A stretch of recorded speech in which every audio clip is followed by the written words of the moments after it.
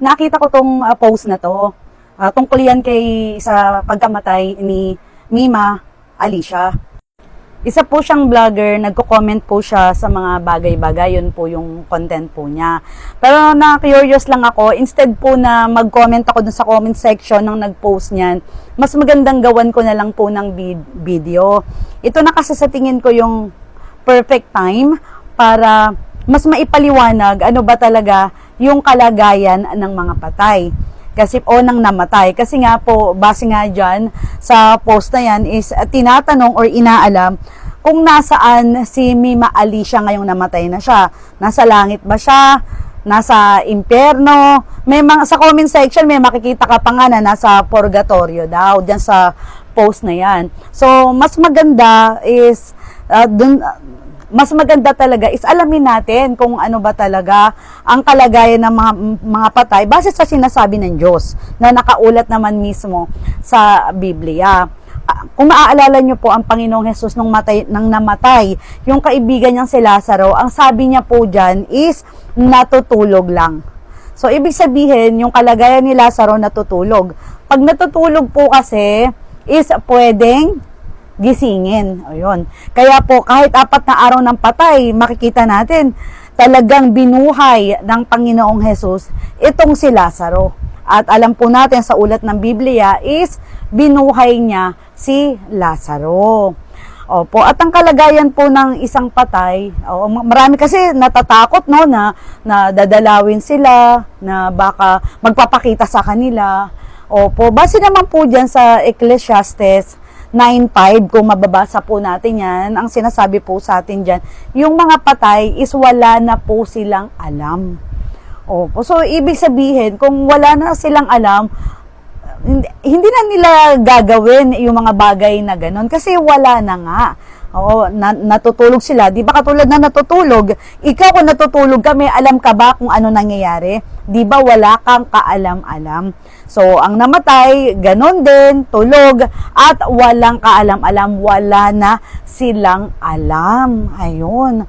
At sinasabi daw kapag ka namatay daw sila, napupunta raw sila sa langit kapag ka mabuti, sa impyerno kapag ka masama. Pagdating sa salitang impyerno, base kung pag-aaralan nyo po yung salitang impyerno, meron po talagang salitang impyerno. Yun na nga lang, ang ibig sabihin po nun is libingan. Libingan mismo kung saan tayo dinadala, kung saan tayo pinapasok kapag ka po namatay po tayo. Yun po ang literal na ibig sabihin ng impyerno. So, ngayong oras na to, kung nailibing na itong si Mima Alicia, nandun po siya sa impyerno, doon sa libingan. Pero hindi po doon sa sinasabi nila na interpretasyon nila na ito daw po isang lugar na maapoy na kung saan pinaparusahan ang mga tao na namatay ng masama at doon daw po pupunta. Opo, ang Diyos ay pag-ibig. So, dahil ang Diyos ay pag-ibig, hindi niya po gagawin na pahihirapan po kahit napakasama pa natin, hindi niya gagawin na pahihirapan niya tayo ng habang panahon doon sa ganong klase o uri ng lugar. Ayan, opo. Pagdating naman po sa sinasabing pumunta daw po sila sa langit, opo, may sinasabi naman po kasi yung Bible na 144,000 opo, ang siyang talagang makakasama ng Panginoong Hesus sa langit. Opo, at talaga naman po kung pag-aaralan natin ang katangian ng 144,000 na yan, isyan po talaga yung mga tao na talagang napakamasunurin sa Diyos. Halos walang bahid kasalanan. Opo, yun po sila talagang malilinis. Wala kang maipintas sa mga taong ito. Pero hindi perpekto kasi nga talagang nagkakasala. Pag sinabing tao, ang tao is nagkakasala.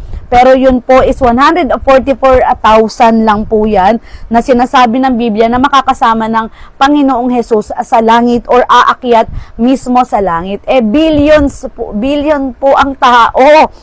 Simula pa noon hanggang sa ngayon, billion po yung mga namatay na yan. So ano po ba talaga ang kalagayan ng mga namatay? So bukod sa natutulog, naghihintay po yan, nagigisingin sa takdang panahon sa pagkabuhay muli. Ayan. Meron po tayong tinatawag na pagkabuhay muli.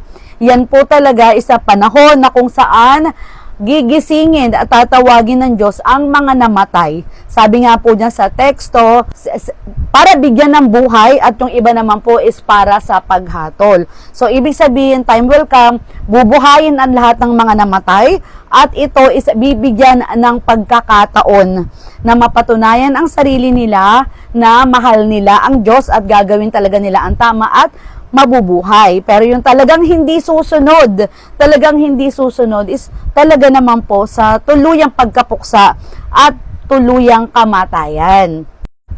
Sa kalagayan ng mga namatay na parang natutulog lang po sila, matutuwa tayo na hindi pala sila, ang mga mahal natin sa buhay na mga namatay, wala pala sila sa impyerno.